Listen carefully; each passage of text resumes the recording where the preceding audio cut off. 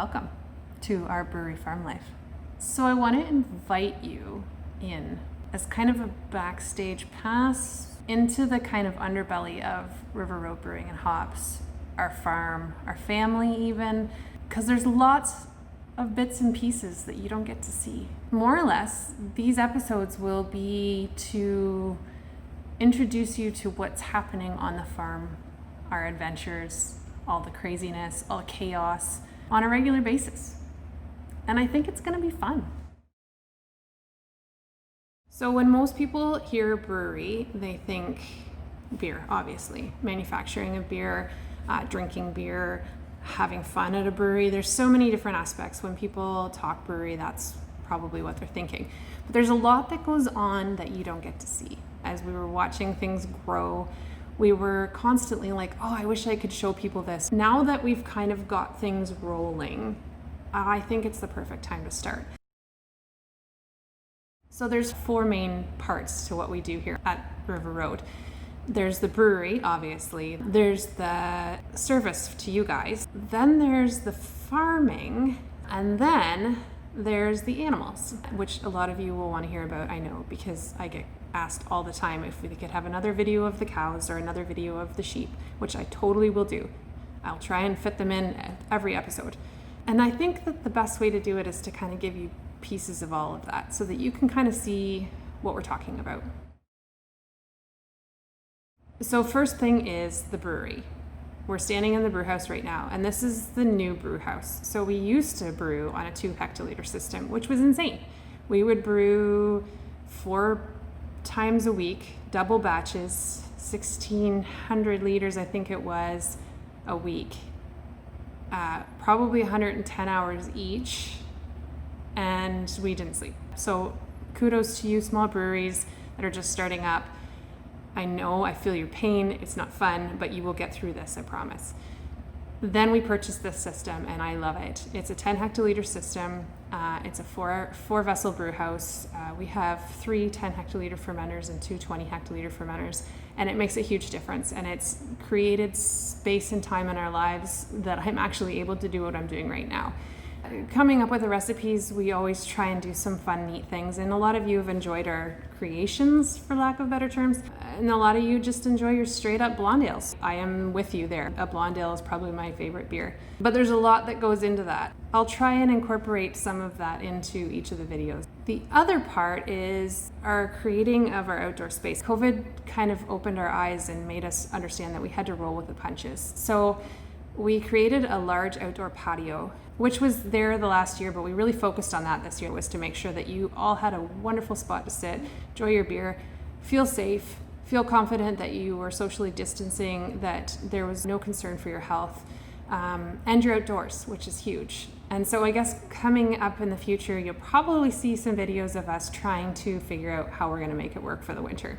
And it's been a huge topic of conversation. There's been multiple meetings, but we're getting there. And I think that you'll be surprised with what's coming.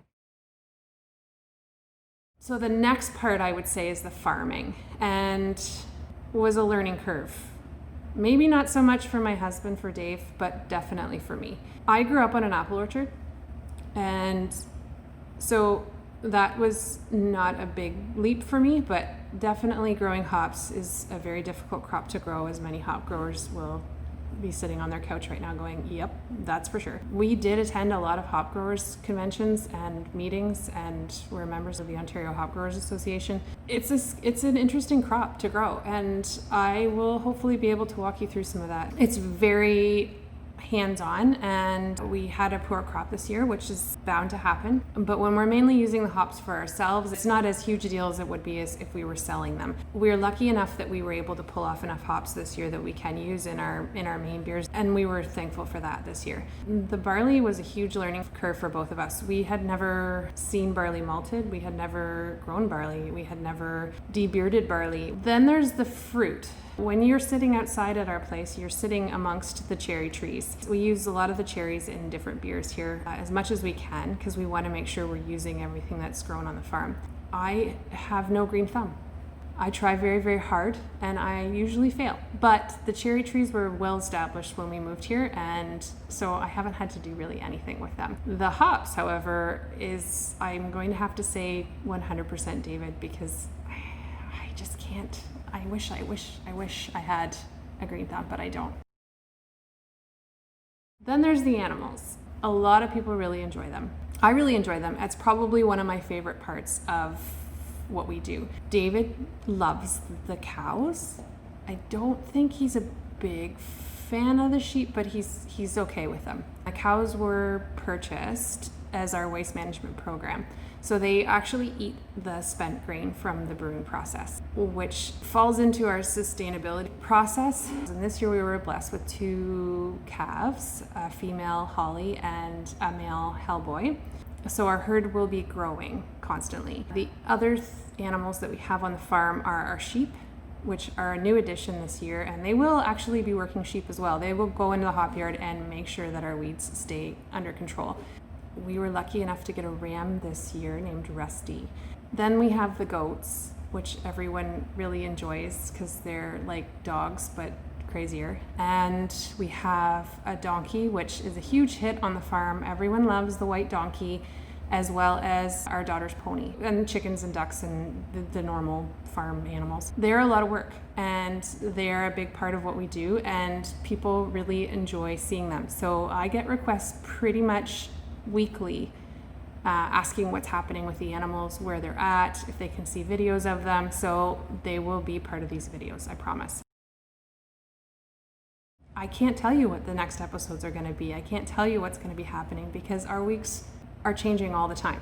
So stay tuned for the next episodes and the crazy things that happen here on the farm, as well as new beer releases, all the fun stuff that normally you would see in a brewery. We'll talk to you soon. Cheers.